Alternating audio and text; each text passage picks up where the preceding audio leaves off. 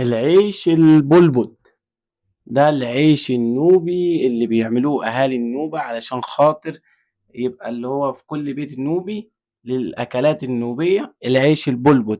قول لنا بقى طريقة تحضير العيش البلبل. طريقة عمل العيش البلبل عبارة عن عجين وفلفل وبصل وبهارات. مهم. زي ما انتم شايفين، نحط البهارات، نحط الزيت، وغالبا ده يعني بيتاكل بالسمك، يبقى أحلى حاجة يعني. للسمك. آه. اه يعني هو ده بيبقى خصيص للسمك ولا لكل الأكلات، بس هو بيبقى للسمك ليه طعم تاني هو بالسمك؟ هو السمك خطير، بيبقى ملوش حل. ننضف كده هو بالزيت. مم. هي أصلا بتتغسل بالأول، بعد كده بنحط عليه العجينة. بتتحط العجينة. أيوة، بتفرد زي ما انتم شايفين. ده العيش البلبل طبعا بيبقى اللي هو زي ما قلنا احنا طريقة تحضيره ان هو العجينة بتاعته. قلت لي بقى بتتحط ايه؟ انا شايفين فلفل فلفل وشايفين بصل. وبصل وبهارات وملح وزيت والدقيق طبعا. اهو الزيت. هل بقى بياخد وقت ولا اللي هو سريع سرعة لا، سريع في التحضير؟ لا، سريع، مطولش. في بقى اللي هو عيش تاني بيبقى في أنواع تانية، انواع هو تاني. هو الخماريط الخمرين. آه الخماريط والكاريه والفتي. مم. الخماريط والكاريه دي صنفين، مم. والفتي برضه صنفين، ده غير البلبل، يعني غير هو خمس البلبل. أنواع. لكن البلبل ده هو بيبقى تحديدا ب... ب...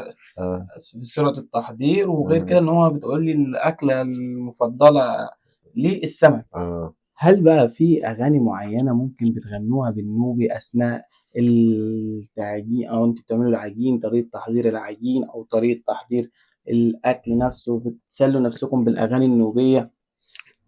يعني ندندن وكده بالنوبة، بتدندنوا بالنوبي. وفي الأفراح دايما تلاقوا لما بيعملوا العيش والخبيز والكلام ده، يقعدوا بيغنوا غنى، يعني مش دندنة. بيغنوا غنى. آه. ايه بقى اللي هو الاغاني ممكن اشهر الاغاني النوبية اللي بتقولوها؟ يعني الأغاني النوبية بتاعت سيدي والحاجات دي. بتاعت ايه؟ حسن الصغير، سيدي، الحاجات اه دي. بتاعت فنان حسن الصغير فنان آه. نوبي. تستوي العيش على الدك. آه. بتعرفوا ازاي ان هي استوت؟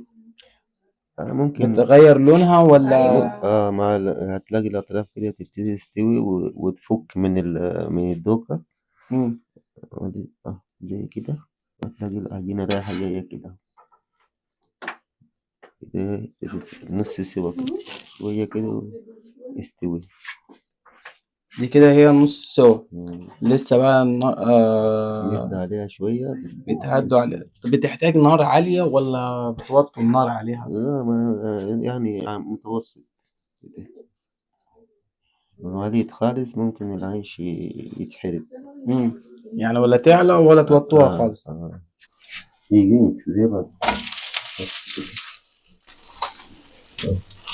طبعا دي كده تقلب آه. فاللي هو الوش التاني مش الوش هيطول، التاني. مش هيطول زي الأول. هو ده ممكن، ما احنا زي ما احنا عايزين، ممكن نكبر الحجم، نصغر الحجم العيش لكن زي ما براحتنا. قلنا هو طريقة تحضيره يمكن طريقة تحضيره سريعة، ودي كده اللي هو طريقة طبعا تحضير العيش، وده بيبقى بالشكل النهائي لرغيف العيش.